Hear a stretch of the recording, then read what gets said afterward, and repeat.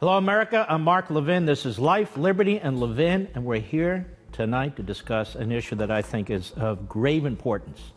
What happens if the electrical grid goes down, and is it easy to take it out? And who might take it out, and what can we do to protect it? What you just saw was Mark Levin asking a question that no mainstream media personnel will ask.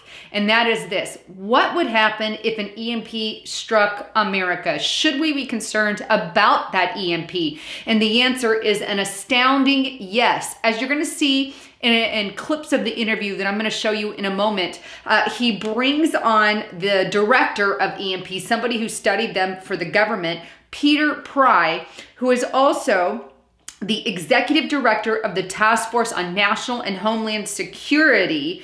But they go on to detail what are the repercussions that it will be on America in the event of an EMP, and should we be concerned? Now, some of the things that they discuss that I'm not going to show you, the first one is the electrical grid here in America and how it's divided into 3 sections. As you can see on the map, there's a western section, an eastern section, and a Texas section. If parts of these grids are attacked in one section, it can affect another section, and vice versa. They go on to talk about that if a Carrington-Hodgson event happened, now that's an event that happened in 1859. I've brought this up on my channel multiple times, but if a solar storm were to hit America like it did in 1859, then we could be looking at pretty severe power outages and a grid failure here in America, and that is discussed during that interview. But he further goes on to tell Mark Levin that, look, these things happen every 150 years. So it's not a question of if it's going to happen and when and where it will affect on the globe.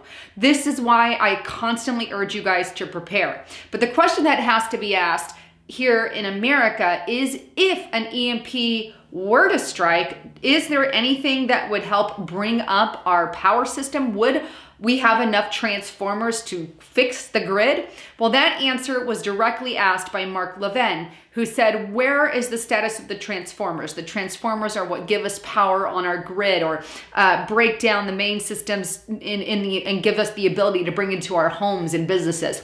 Well, check out what he had to say. Unfortunately, like so many things, we don't make fundamental elements of the electric grid in this country anymore. The transformers aren't manufactured in the United States anymore. We have to import them from South Korea or Germany. And if these transformers were destroyed, it would basically end us as a civilization. Do we have an inventory of them, backup sources for them within our own country? We have a small number of replacement transformers, less than 1% in reserve. Not my words, but those of Peter Pry, a very important person that studied these things with the government. Now, in conclusion to the entire video, he was asked, what repercussions this would have on America. Should we be concerned? What is the status? What would we look like if we were hit by either an EMP, an electrical magnetic pulse, or if we were hit by some sort of massive solar storm like the Carrington event of 1859? What would happen to America? Well, here's what he had to say. In fact, there's only a 30-day food supply in the country to feed 320 million people. And water would stop immediately. When you turn on the tap, it requires millions of volts in order to deliver that water through your tap. And the commission couldn't figure out how would we keep 320 million people alive with no food and no water, possibly for years. We estimate that if we had a blackout in this country that lasted 1 year, and that's entirely possible in these scenarios that we're talking about, we could lose up to 90% of our population. Not my words.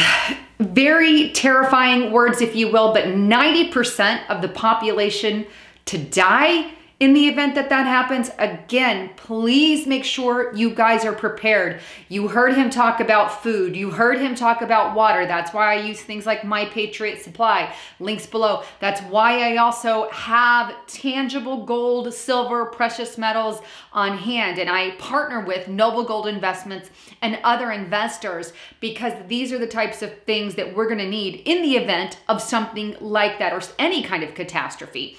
So please make sure you check out my partners and sponsors below. But Noble Gold Investment, you're going to want to have that tangible gold. But that aside, we need to be prepared at all times. And the reason that I bring this to you is not to terrify you, not to call or be labeled a fearmonger myself. People are going to call me that no matter what. And all love to you guys, but it is what it is. And it's not a question of if, but when and where, and a matter of time. And that's the things that we are being warned about, not by an average Joe like me, but by people and government leaders in organizations. And the mainstream media, for the most part, tries to slip it under the rug, but not this time. At least it's being addressed on a minor level. And I like Mark Levin. I think he is an amazing man. So I have that interview in its full below in the links if you want to check that out. That said, North Korea is a risk for us on this. And this is not according to me, but according to Bloomberg. Check out this report. It was put out by Bloomberg. April 28th of this year, North Korea's secret weapon, a huge electromagnetic storm. Now you have to remember that even though there's good talks of Kim Jong-un and the Trump, him giving up his nuclear weapons is highly unlikely. But the report goes on to say, we also need to consider North Korea's ability to deploy 1 or 2 nuclear weapons at an altitude over the continental US in order to create a devastating burst of energy called an EMP pulse, or electromagnetic pulse. While the science of EMP is not fully settled, and please keep that in mind also, largely because it is impossible to test on a grand scale, there is plenty of credible evidence that they constitute a real threat, especially in the context of North Korea.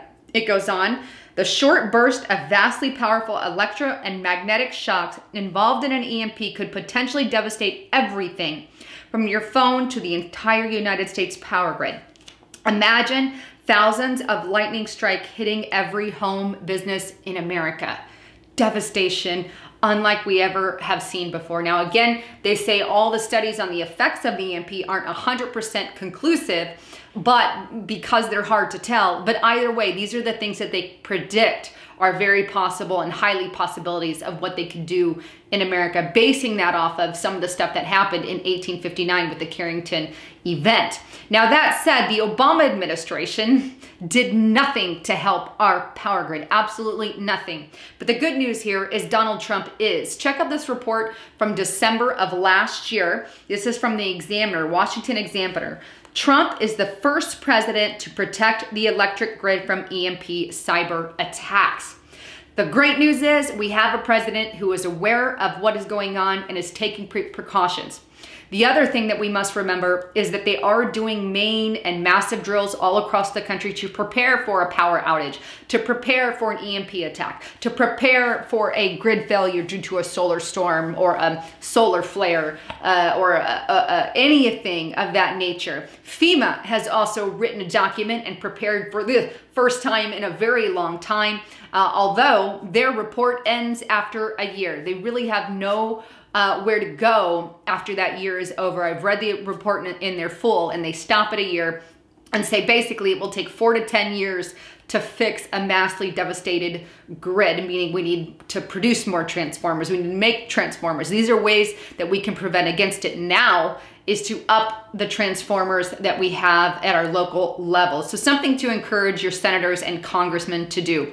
Anyhow, thanks again for tuning in. I'd love to get your comments below. I'm not saying an EMP or a CME is going to happen. I don't know. Again, it's a matter of when it could happen. It could happen in 100 years. It could happen in 1 year. It could happen in 50 years. Nobody really knows when. All we know is it happened in the past, and it has a time frame of about 150 some odd years that it comes and goes. And that's just your solar one. That doesn't take into account your countries with EMP weaponry. Anyhow, thanks again for tuning in. Please comment below, and don't forget to check out all my partners in the description box. I'm Lisa Haven, signing out.